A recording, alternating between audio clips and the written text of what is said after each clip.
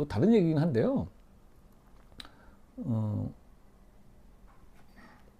여기 이게 그들을 설득할 수 있다면 이렇게 보신 황땡 땡울 분께서 보내신 거예요.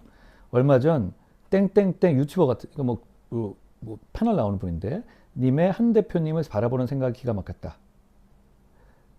그들이 주장하는 한동훈은 이재명과 손잡고 윤통 밀어내고 시진핑에 충성하는 중국 좌파다. 이런 말도 안 되는 헛소리를 단지 태극기 뜨는 광장의 어리석은 구민말 주장이 아니라 나름 이런 그 지식인 중의 일부도 그런 주장을 한다. 법무부 장관 때부터 주장하셨던 영상 페북 등 대표님이 중국에 대한 제대로 된 정책을 증거 영상으로 그들의 주장을 반박해도 절대 믿지 않습니다. 극단의 증오심에 빠져 있습니다. 지난 총선 때부터 시작된 배신자 프레임, 그때는 얼마 안 되는 자통당 세력이었지만 지금은 다르다. 총선 때부터 시작된 대형 보수 유튜버들의 극우 보수 유튜버들 배신자 선동이 가장 큰 역할을 했다. 이걸 걱정을 해주시면서 어떻게 해소돼야 되지 않을까라는 말씀을 해주셨습니다. 저를 걱정해 주시는 걸 고맙게 생각하고요. 근데 이게 사실이 아니라는 건 얘기해도 이분들은 믿지 않죠.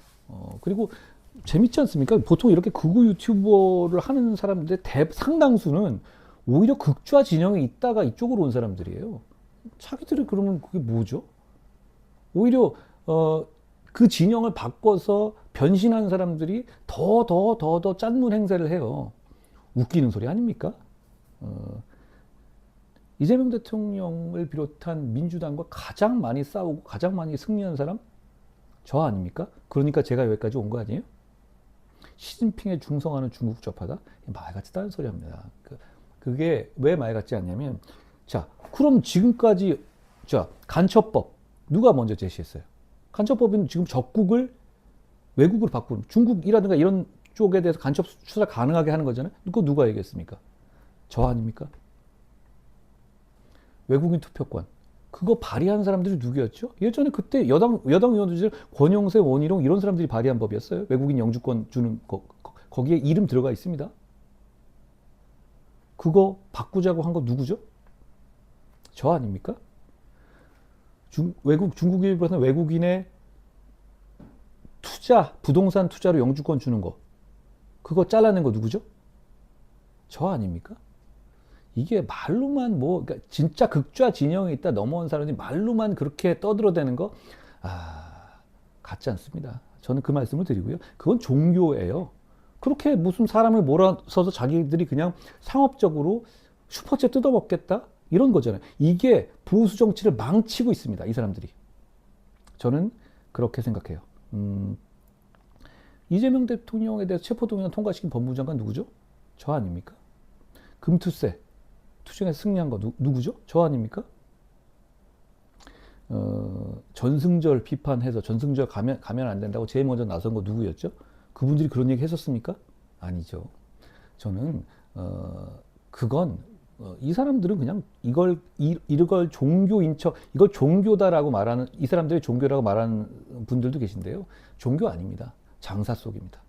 그걸로 사람들 현혹해서 돈 뜯어먹겠다, 장사하겠다, 이런 얘기일 뿐입니다. 저는 그렇게 생각합니다.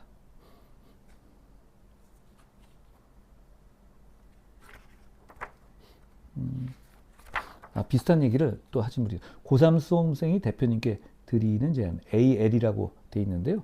고3 수험생인데 정치학을 공부하고 싶어 하시다고 굉장히 긴 내용을 쓰셨는데 정말 내용이 좋았어요.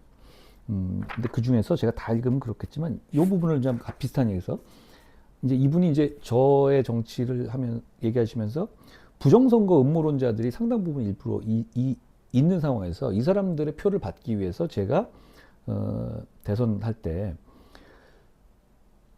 선관위를 개혁하겠다. 다만 부정선거 의혹을 인정하겠다는 것은 아니다라는 말 정도에서 부정선거의 말을 제외하고 선관위를 개혁하겠다는 말만 했다면 보수층은 부정선거란 말 자체를 안 해서 이거는 부정선거론자들에게도 마치 부정선거에 대한 그 내용의 어떤 여지를 제 생각에 주는 것처럼 말해주는 것도 필요하지 않았을까라는 말씀을 하셨어요. 정치적으로 굉장히 깊이 생각하시는 고3 수험생이신 것 같아요. 그리고 또 더 나아가서는 대표님께서는 국민들에게 정의와 법치주의를 상징하는 분으로 각인되어 있습니다. 특히 법무장관 시절 보여준 언행은 청년들에게 공정함이라는 가치를 지키는 인물이라는 인상을 남겼습니다. 그러나 지금의 대표님에 대한 공격은 대표님이 신념이 부족해서라기보다 정치적 상황과 메시지 전달 방식이 대표님의 신념을 온전히 드러내지 못하고 있기 때문이라고 생각합니다.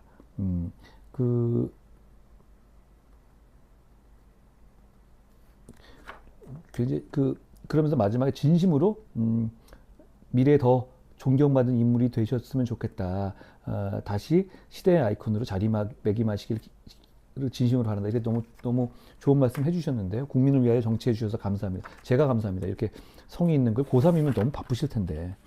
그런데 우리 선생님, 원 선생님으로 보이시는데 원 학생이신데 고3이신데요. 근데 이제 요 표현에 이런 문제는 있어요. 사실 저는 제 정치적으로 지금 굉장히 여러 가지 뜨거운 그 지점이 부정선거론은 전 반대합니다. 이건 보수를 좀 먹고 있어요. 윤석열, 김건희 여사 이 문제에 대해서 확실한 절연이 필요하다는 것을 저는 여러 차례 이야기하고 있죠. 그런데 이런 부분의 표현이 중간 영역이 사실 잘 없어요. 중간 영역으로 가는 순간 저는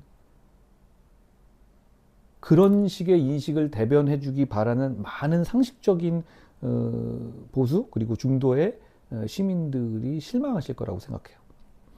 그리고 제가 우리 선생 아까 이 학생분이 말씀하신 선관위 개혁 부분을 제가 제일 많이 강조했던 사람이거든요. 선관위 개혁을 정치인이 말하기가 쉽지 않습니다. 왜 그렇습니까? 선관위가 선거법 위반 여부를 결정하는 사람들이거든요. 그러니까 정치인들은 선관위 눈치를 보면서 살 수밖에 없어요. 근데 저는 총선 때부터 강력하게 비판해 왔어요. 그런데 부정선거 문제는 이게 부정선거 의혹이 맞을 수도 있으니까 그냥 같이 갑시다. 이런 식으로 가서는 안 되는 단계라고 생각해요. 저는 그거에 관한 그런 부분이 결국은 계엄과 탄핵 과정에서 보수가 정상화되는 것을 강하게 지연시키고 대선 패배로 이어지는 큰 이유가 됐거든요.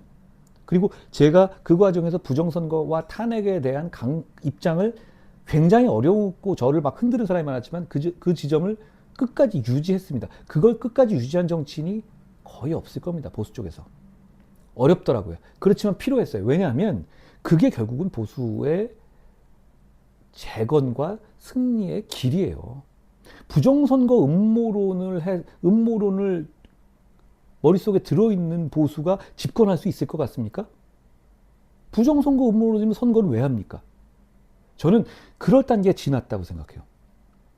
그 말씀을 드리고 싶어요. 좀 맥락이 다른데요. 사실 제가 선거 단계에서 이런 유혹들이 좀 있었어요.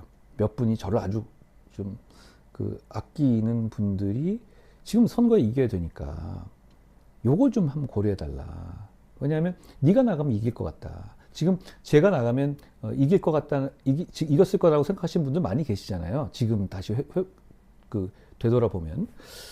근데 이런 부정선거 음모론에 대해서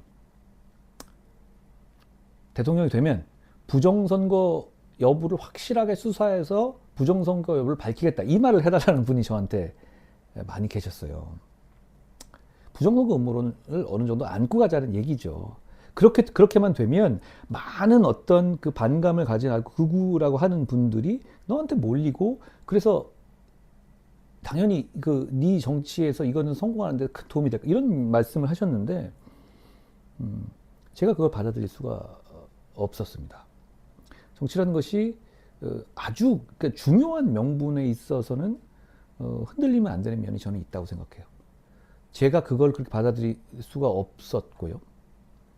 두 번째는 탄핵을 제가 결국은 뭐냐면 저는 계엄이라는 이 과오가 너무 큰 문제이기 때문에 탄핵은 불가피하다. 대통령직 유지하는 건 불가피하다고 저는 생각했어요. 그렇기 때문에 계엄으로 인해서 질서 있는 조기 퇴진을 하든가 그걸 안 할 거면 탄핵으로 갈 수밖에 없다고 생각했습니다. 그러니까 계엄은 반대고 탄핵도 반대다라는 생각은 계엄이 마치 무슨 주차 위반 정도의 별거 아닌 과오다라는 얘기거든요. 그건 계엄의 옹호입니다. 계엄의 반대가 아니죠. 그렇기 때문에 이 문제도 역시 그 뜻을 꺾기가 어려웠어요. 그런데 저한테 탄핵은 잘못된 거고 탄핵은 잘못된 거다. 이 말을 좀 해달라는 분이 계셨어요. 그렇게 되면 어차피 계엄은 제가 막은 사람이니까 그 레가시를 갖고 가면서 이렇게 뭐 좀 아사무사하게 갈 수 있을 거다. 이렇게 말씀하시더라고요. 역시 이것도 저는 할 수 없었습니다. 그리고 세 번째가 이런 것도 있었어요. 저를 막기 위해서 안에 있는 홍준표, 김문수 이런 후보들이 있고 이분 밖에 한덕수 총리를 마치 후보로 이제 만들어서 서로 연합할 것 같은 분위기를 만들었잖아요. 홍준표 시장은 마치 자기는 안 그런 것처럼 얘기하는데 홍준표 시장도 문자로 자기가 바로 한덕수랑 연합하겠다고 막 떠들고 다녔어요. 이분은 그러니까 자기가 한 말을 다른 사람들이 모를 것 같다고 생각해서 저렇게 막 얘기하고 다니는 건데 이분도 김문수 후보는 마찬가지였어요. 그냥 한덕수 후보랑 연합하겠다. 이렇게 계속 해왔죠. 그런 과정에서 저는 마치 그러니까 이분들의 표는 저와 상대하는 표는 한덕수 후보의 표와 이분들의 표를 합친 거의 표가 된 거죠. 저랑 싸울 때. 근데 저희 참모들이나 이런 쪽에서 아니 그거는 저도 그냥 한덕수랑 같이 하겠다. 이렇게 말을 해버리면 어떠냐라고 하는 분들이 많이 계셨어요. 근데 이 부분에 제의가 많았는데 근데 저는 이것도 역시 저는 대통령이 되려고 했던 것이지 경선에서 후보가 되려는 게 목적이 아니었잖아요. 그럼 문제는 제가 이걸로 그렇게 일종의 사기를 쳐서 아니 거기에 있는 후보들 중에서 누가 한덕수 후보한테 그걸 주겠어요.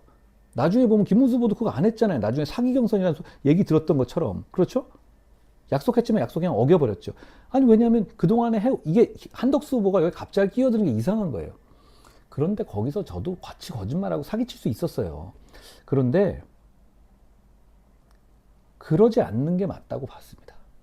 그러지 않고 이길 수 있다고 봤고 그러지 않고 정치를 해야 한다고 봤어요. 그러니까 이 세 가지 이유로 저는 거절했거든요. 단기적으로 그게 저한테 유리했을 수도 있습니다. 표를 몇 표 더 받는 데는. 근데 그러면 한동훈의 정치가 아닌 것 같아요. 여러분이 기대하시는. 저 위해서 정치하는 건 아니잖아요. 저를 통해서 뭔가 구현하고 싶은 여러분을 위해 정치하는 거잖아요. 그러면 그건 한동훈의 정치가 아니라고 저는 생각했어요. 그래서 그러지 않았습니다. 말 나온 게 말씀드렸는데, 그러고 보니까 저는, 저를 제3자처럼 자기가 자기 이름을 불러서 얘기하는 거, 이런 것도 별로 안 좋아하는데, 제가 오늘은 그렇게 얘기했네요.